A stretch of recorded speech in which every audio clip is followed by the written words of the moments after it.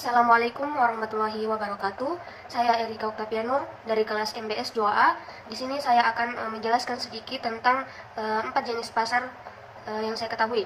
Nah, yang pertama itu ada pasar persaingan sempurna, yang dimana pasar persaingan sempurna itu terjadi ketika jumlah produsen sangat banyak sekali dengan memproduksi produk yang sejenis dan mirip dengan jumlah konsumen yang banyak. Contoh produknya itu seperti gandum, beras, kentang, dan lain-lain. Adapun sifat jenis pasar persaingan sempurna itu jumlah penjual dan pembelinya banyak. Kemudian posisi tawar konsumen itu kuat, sulit memperoleh keuntungan di atas rata-rata, sensitif terhadap perubahan harga, mudah untuk masuk dan keluar dari pasar.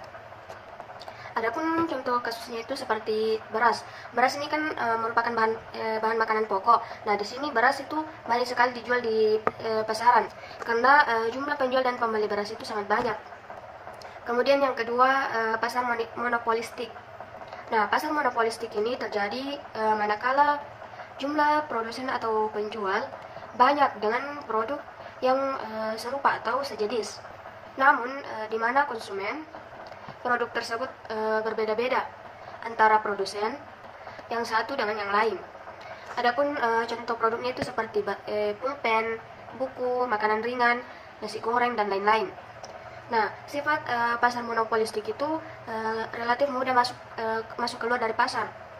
Produsen dan konsumen itu hanya memiliki sedikit kekuatan untuk merubah harganya. Pasar monopolistik ini hampir mirip dengan pasar persaingan sempurna. Kemudian ada brand yang menjadi ciri khas produk yang berbeda-beda. Contoh kasus pasar monopolistik itu, semisal ada sebuah pabrik sepatu yang sama-sama memproduksi sepatu olahraga. Namun masing-masing merek itu memiliki desain tersendiri atau keunggulan yang berbeda-beda. Namun di sini konsumen akhirnya memilih yang menurutnya itu bagus, yang menurutnya cocok untuknya.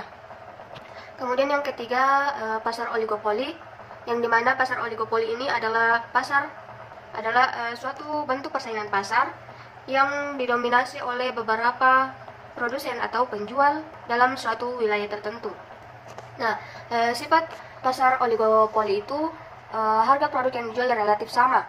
Perubahan harganya itu mengikuti perusahaan lain, dan yang terakhir itu sulit masuk ke pasar karena membutuhkan sumber daya yang besar.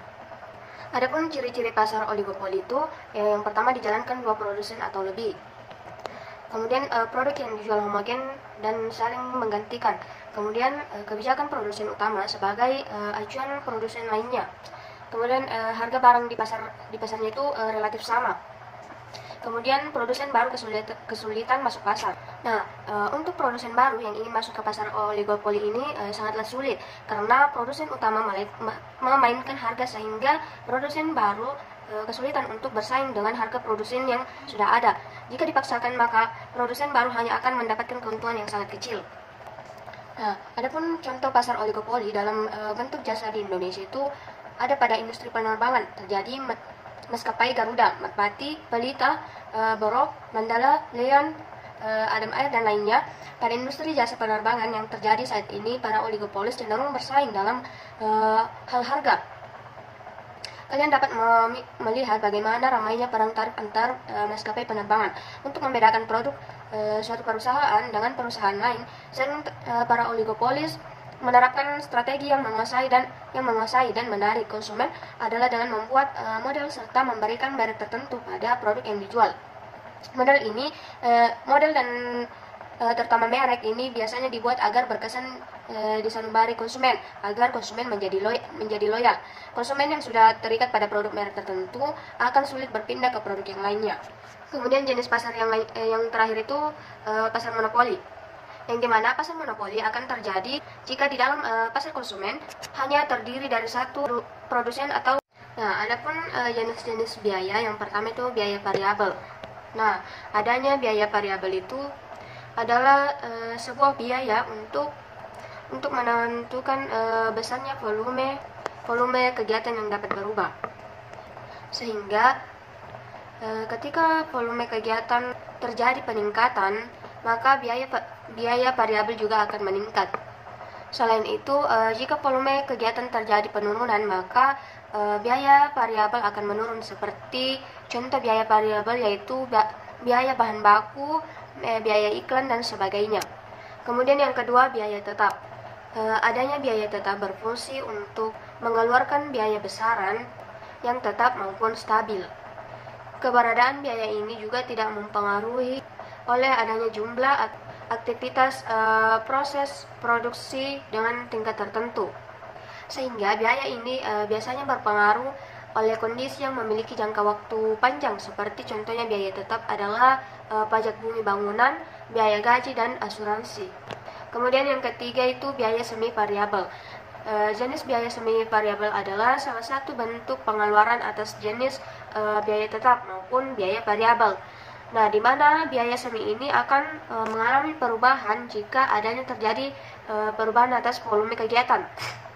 Namun, perubahan dari kegiatan ini tuh tidak selalu sebanding dengan besar kecilnya suatu biaya. Dengan contoh biaya semi yaitu biaya telepon, listrik, air, dan lainnya. Nah, yang keempat itu biaya tidak langsung, di mana jenis biaya tidak langsung ini adalah biaya overhead pabrik, di mana biaya ini tuh dikeluarkan dan mempengaruhi kegiatan proses produksi secara menyeluruh dan bukan tiap tahun, tiap satuan produk. Biasanya contoh biaya tidak langsung ini terdiri dari biaya sewa kendaraan, sewa gedung, asuransi, dan sebagainya. Kemudian yang kelima itu jenis-jenis biaya tidak langsung, biaya langsung, yang dimana pada biaya langsung ini adalah biaya yang dikeluarkan karena adanya kebutuhan yang bersifat wajib atau harus terpenuhi saat itu juga. Biasanya biaya ini juga dapat diketahui diklarifikasi dalam proses atau satuan output, seperti contoh biaya berupa bahan baku dan biaya tenaga kerja. Nah, mungkin itu saja yang dapat saya sampaikan, kurang dan lebihnya mohon dimaafkan.